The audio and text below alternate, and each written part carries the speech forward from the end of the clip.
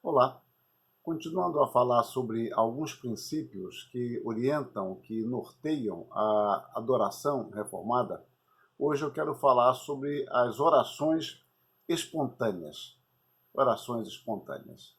As orações, segundo a compreensão reformada, devem ser feitas sem constrangimento, em nome de Cristo, pelo auxílio do Espírito Santo, segundo a vontade de Deus. É preciso que entendamos isso com alguma cautela.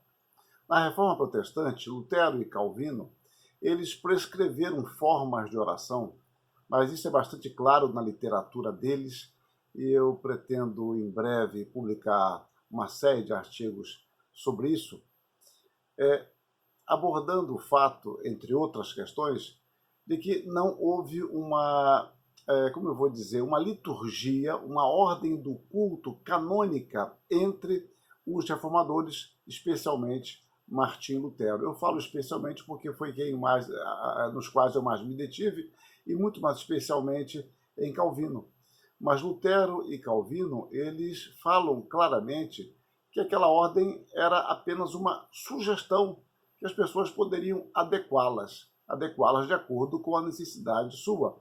É claro que essa adequação não poderia ser motivo ou gerar motivo para simplesmente cada um fazer o que quer, mas entendendo que aquela ordem foi prescrita para Genebra, por exemplo, no caso de Calvino, e não era necessário perpetuar aquela forma, embora os elementos do culto não teriam como mudar. A oração, o cântico, no caso de Salmos, a pregação da palavra como ponto central do culto, o ofertório, quando existisse, a ceia também, quando ocorresse. Mas eu vou depois me deter um pouco mais sobre isso, como eu falei, possivelmente por escrito. Então, eles escreveram formas para que as pessoas também não tendessem a cair na prática antiga e pagã. Então, desse um norte. Se você pegar, por exemplo, o primeiro diretório de culto feito pelos presbiterianos, o reverendo Carvalhosa, que fez no século XIX, ali também existem orações escritas, mas não é para as pessoas necessariamente lerem aquelas orações, mas para saber que direção tomar. Bom, dito isso, continuemos. Voltemos às Escrituras. Paulo, quando escreve aos Romanos, e ele discorre sobre a fraqueza humana, a exemplifica na vida cristã no fato de que nem ao menos sabemos orar como convém. Ele fala isso em Romanos 8, 26 e 27. Por isso, o Espírito é ele quem nos auxilia, porque ele habita em nós, e ele nos auxilia, nos dirige em nossas orações, fazendo-nos pedir o que convém, capacitando-nos a rogar de acordo com a vontade de Deus.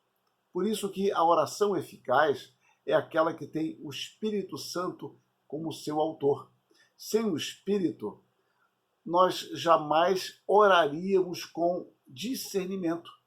Calvino chega a dizer que seria muito perigoso orar a Deus sem a direção do Espírito, porque tantas coisas que nós pedimos tolas, tantas coisas que nós pedimos sem a devida reflexão bíblica sobre aquilo.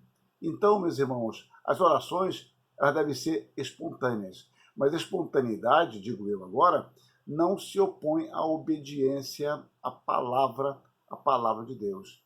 As orações devem ser sinceras, deve brotar de um coração penitente, de um coração alegre, de um coração desejoso de manter comunhão com Deus. Mas o critério de avaliação de nossas orações é a palavra.